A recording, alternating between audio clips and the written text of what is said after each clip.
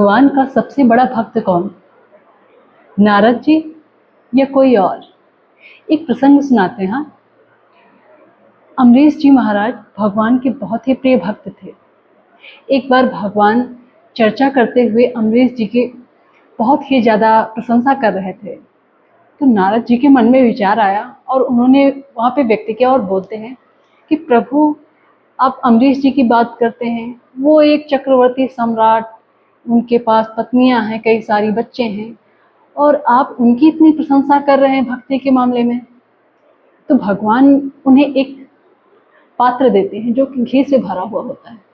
कहते हैं आज आपको नारद जी इस घी से भरे पात्र से पूरे ब्रह्मांड की परिक्रमा लगानी है, लेकिन ध्यान रहे एक भी बूंद घी जमीन पे नहीं गिरना चाहिए, और अगर एक भी बूंद जमीन पे घी गिरा तो ये हमारा सुदर्शन जो है आपको पीड़ा पहुंचाएगा।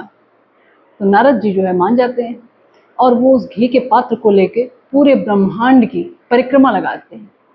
और जब परिक्रमा पूर्ण होती है तो भगवान के पास में आते हैं और कहते हैं कि प्रभु, मैंने परिक्रमा पूर्ण की और एक भी बूंद घी जमीन पे नहीं गिरा।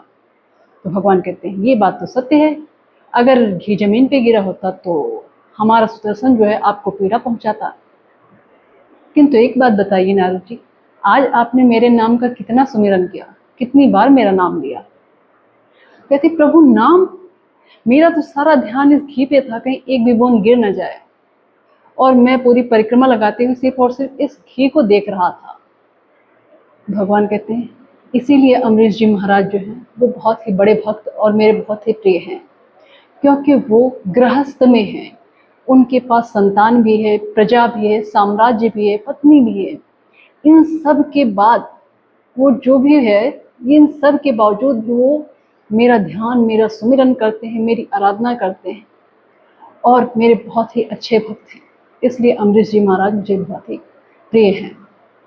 तो जो गृहस्थ में है व्यक्ति, इसका अर्थ यह नहीं कि वो भगवान का प्रिय नहीं हो सकता, भगवान का भक्त नहीं हो सकता।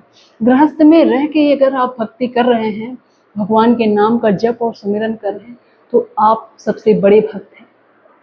अगर आपको ये प्रसंग अच्छा लगा हो तो एक बार कमेंट बॉक्स में हरे कृष्णा लिखें। हरे कृष्णा।